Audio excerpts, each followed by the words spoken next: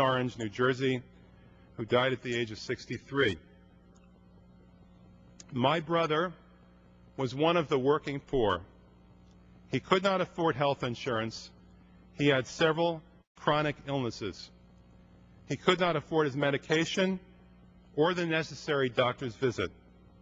His health care provider was the emergency room. He died on April 28, 2009. I know my brother would be alive today if we had a public option.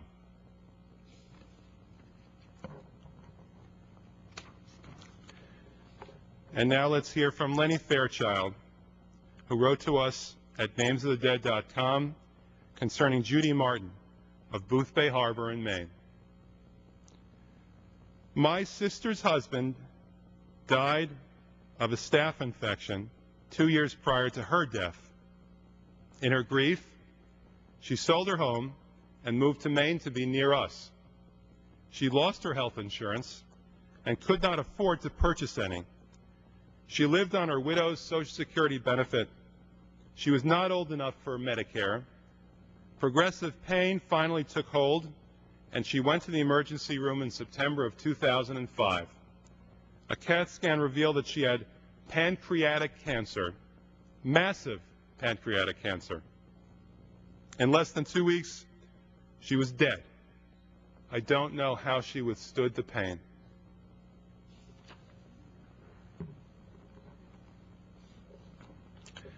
And now we hear about Scott Shantz of DeBarry, Florida, who died at the age of 47.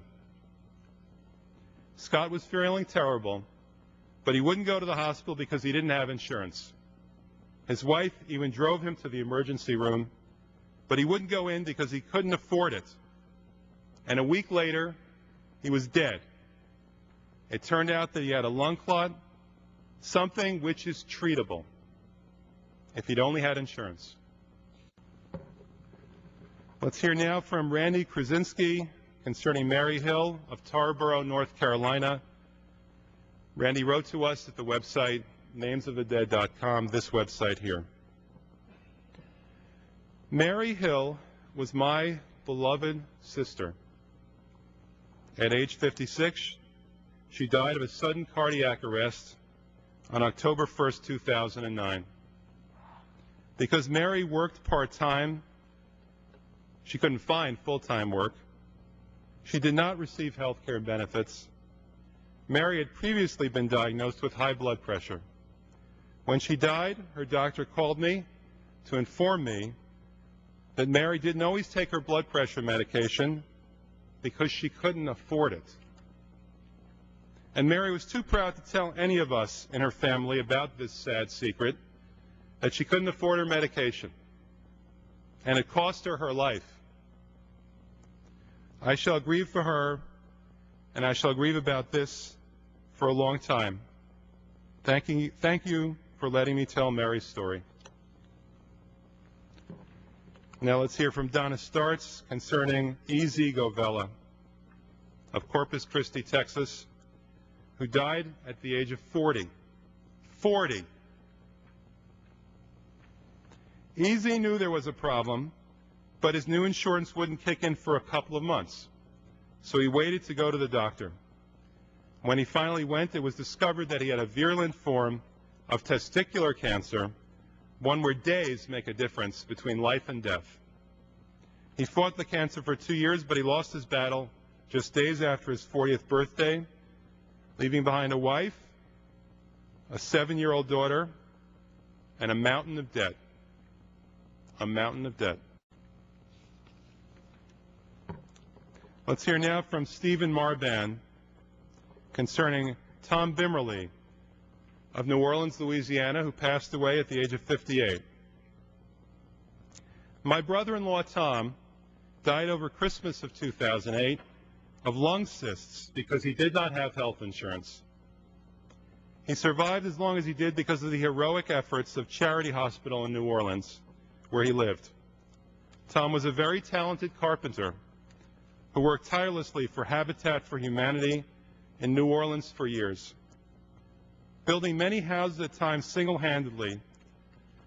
But since Habitat for Humanity does not offer employment or health benefits except for one or two administrators in each city, and Tom's income outside of Habitat was minimal, he lived uninsured for years and died early as a result at age 58.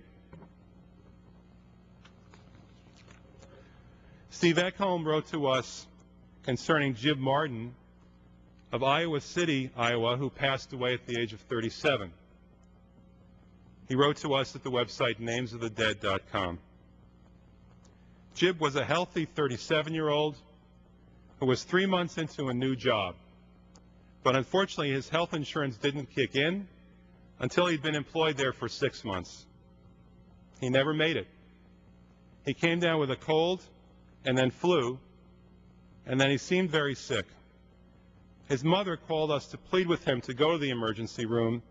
He refused because of what it cost. Because of what it cost. His mother found him dead of pneumonia the next morning.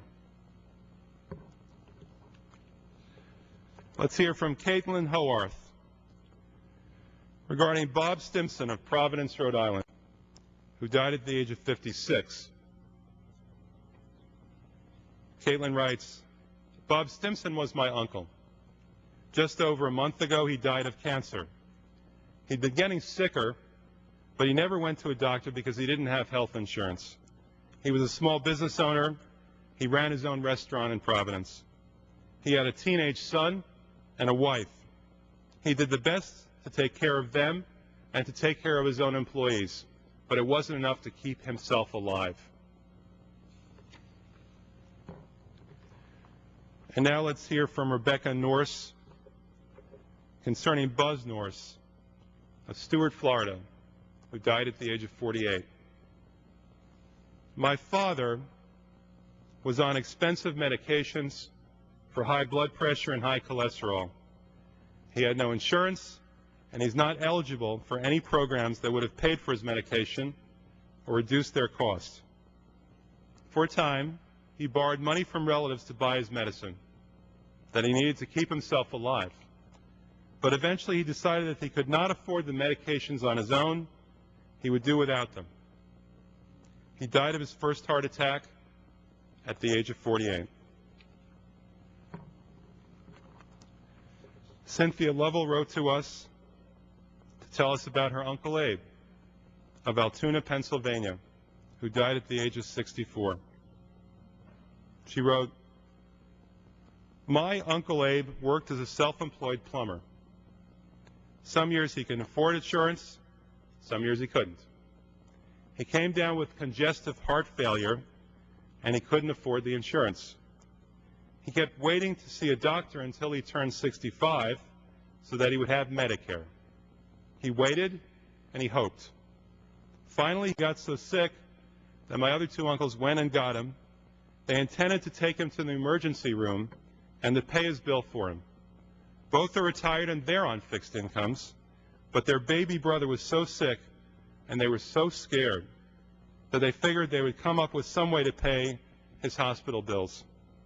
However, my Uncle Abe died in the emergency room, waiting, trying to get to 65.